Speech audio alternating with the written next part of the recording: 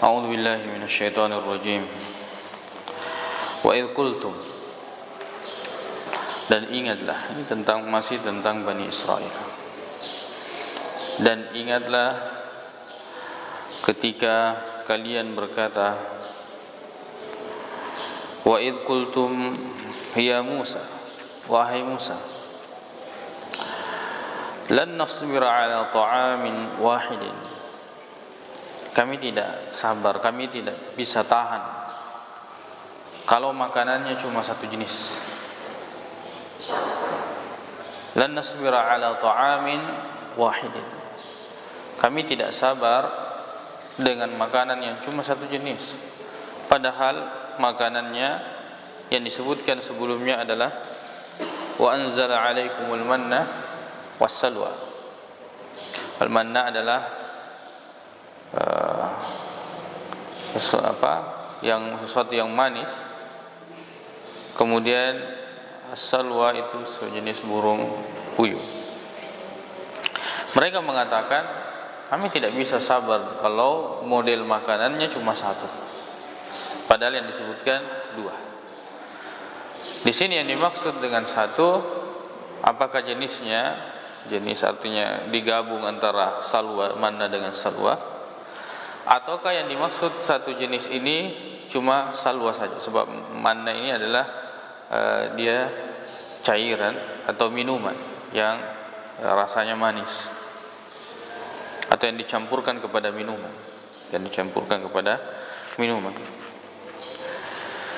Perhatikan sifatnya orang Yahudi. Fad'u lana rabbak, wahai Musa, berdoa kepada Rabbmu. Ini termasuk adab yang tidak baik dari Bani Israel kepada Nabi Musa. Berdoalah kepada Tuhanmu, seolah-olah Tuhannya Nabi Musa bukan Tuhannya, padahal dia beriman kepada Nabi Musa.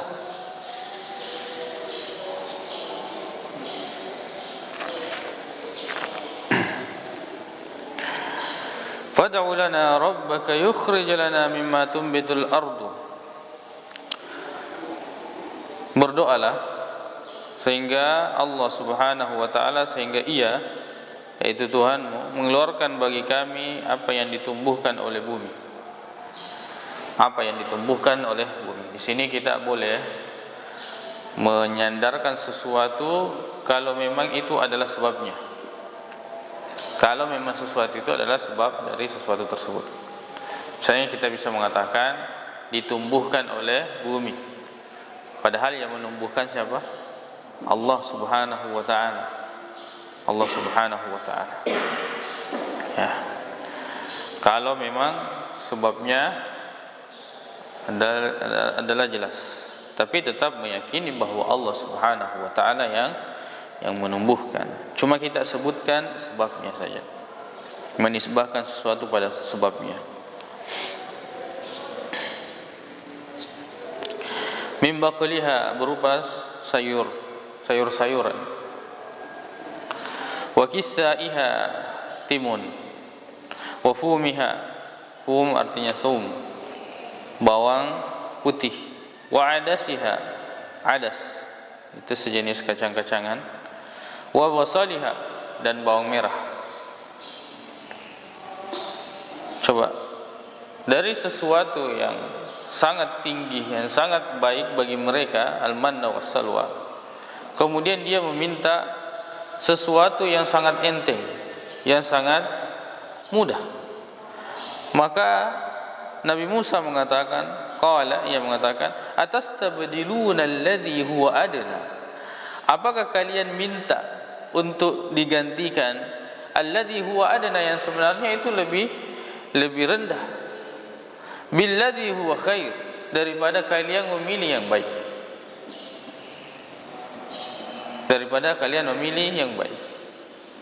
Maka orang yang memiliki kebiasaan seperti ini, itu ada syabahun, ada penyerupaan dengan orang Yahudi. Ketika dia memilih, ada taat, ada maksiat, dia mengambil maksiat, kemudian meninggalkan taat. Ya, yang ayat-ayat sebelumnya kita membaca, ulaika alladziina ishtarau ad-dhalalata bil huda. Memang kebiasaan orang Yahudi seperti itu. Dari makanan pun seperti itu. Bukan cuma mereka mengambil kesesatan kemudian membiarkan petunjuknya pergi atau menukar petunjuk dengan kesesatan, tapi dalam makanan diberikan makanan yang terbaik, al-manna wassalwa. Mereka memilih yang lebih rendah. Makanya Nabi Musa heran dengan permintaan tersebut, maka mengatakan atastabdiluna alladhi huwa adna billadhi huwa khair. Apakah kalian meminta sesuatu yang lebih rendah kemudian kalian meninggalkan sesuatu yang lebih baik?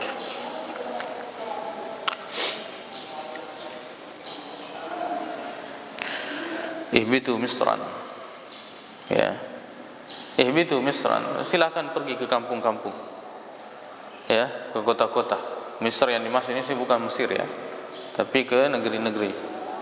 Ihbitu misran, silakan pergi ke kampung mana saja, ke negeri mana saja kamu pergi. Fa inna lakum ma sa'altum, engkau akan mendapatkan apa yang kamu minta. Artinya sesuatu yang kamu minta itu sesuatu yang rendah. Di kampung manapun kamu akan dapat itu. Ya, sayur mayur, kemudian bawang merah, bawang putih, timun, adas, sesuatu yang rendah dibandingkan al-manna wassalwa. Di sini kita bisa mengambil pelajaran bahwa ketika kita diminta untuk menjadi perantara, kemudian kita menganggap itu tidak penting, kita bisa menolak. Di sini Bani Israil mengatakan, wahai Musa, minta kepada Rabbmu. Dia diambil sebagai perantara. Tidak perlu saya minta. Tidak perlu saya minta. Kamu pergi ke sana, ke kampung-kampung, kamu akan dapat apa yang kamu inginkan. Mas'altu. Wa duribat 'alaihimuz dhillatu wal maskanatu. Maka kemudian ditimpakan kepada Bani Israil ini adalah ad-dhillah, kehinaan, kenistaan, wal maskanah, dan kemiskinan. Kemiskinan yang dimaksud di sini adalah kemiskinan hati. Maka kita akan mendapati bahwa kaum yang paling bakhil, yang paling pelit itu adalah Yahudi. Paling pelit, paling perhitungan. Akan ditimpakan kepada mereka kemiskinan hati. Miskin hati berarti pelit. Miskin hati maka dia rela menumpahkan darah untuk mendapatkan apa yang dia inginkan. Tidak ada kelapangan di dalam hatinya. Yang ada adalah iri, dengki.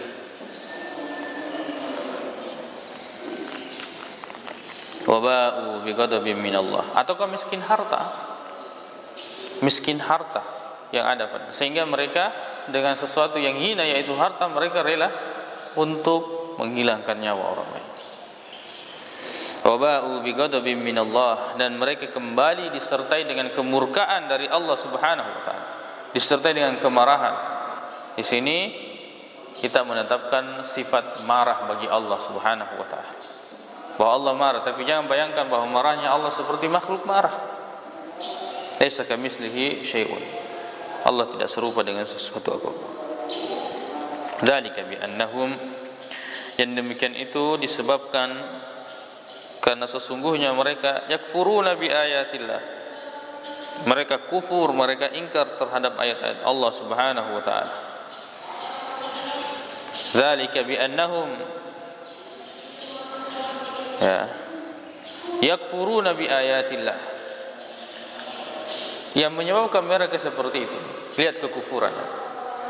Kekufuran itu membuat orang tidak bisa berpikir baik. Kalau diberikan pilihan yang baik, yang buruk, dia akan mengambil yang buruk. Seperti yang dilakukan oleh Bani Israil. Dzalika bi annahum kanu yakfuruna bi ayatillah, mereka kufur terhadap ayat-ayat Allah Subhanahu wa taala, wa yaqtuluna an-nabiyyina bi ghairil haqq, dan mereka membunuh para nabi tanpa hak. Kaum yang paling banyak membunuh nabinya adalah Bani Israil. Ya. Dzalika bima asaw, yang demikian itu disebabkan karena mereka durhaka, wa kanu ya'tadun, dan mereka adalah orang-orang yang melampaui batas. Ini tentang orang Bani Israel dengan balasan yang mereka dapatkan. Tapi bagaimana dengan orang-orang yang beriman?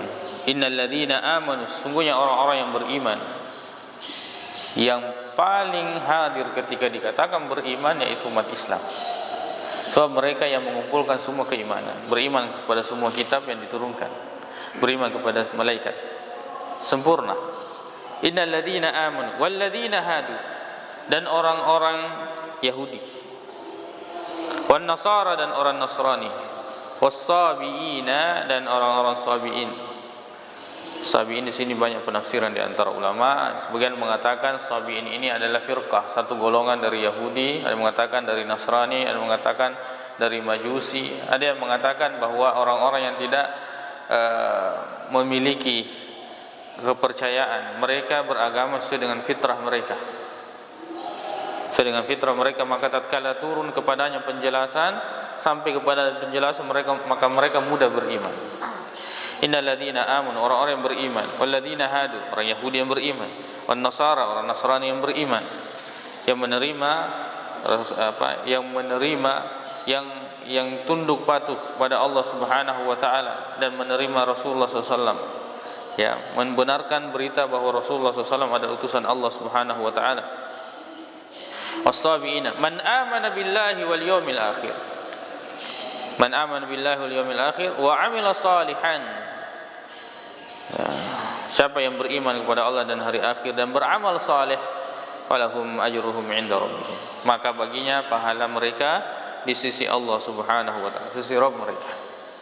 Wala khaufun 'alaihim wala hum yahzanun, dan tidak ada rasa takut atas mereka, begitu pula tidak ada kesedihan, tidak bersedih hati. Inilah dua hal yang akan didapatkan oleh orang-orang yang beriman.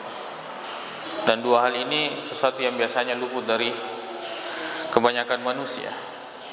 Bahwa yang membuat mereka sengsara hidup di dunia ini ada dua hal. Yang pertama adalah al-khauf, rasa takut.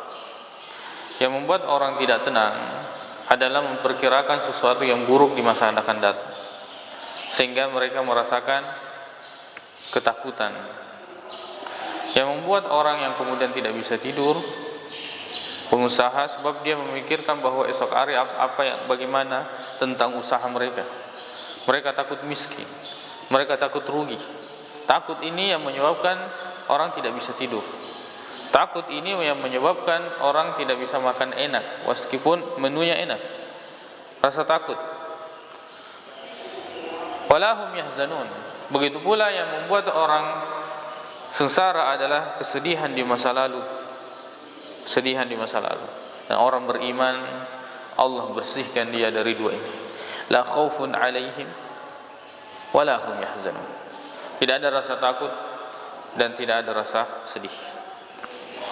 Dan ini hanya diberikan kepada orang-orang yang beriman.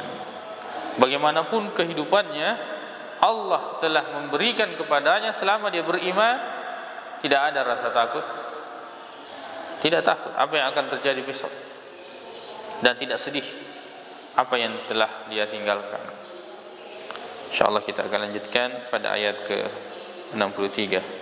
Subhanakallah bihamdik, asyhadu an la ilaha illa anta, astaghfiruka wa atubu ilaik. Assalamualaikum warahmatullahi wabarakatuh.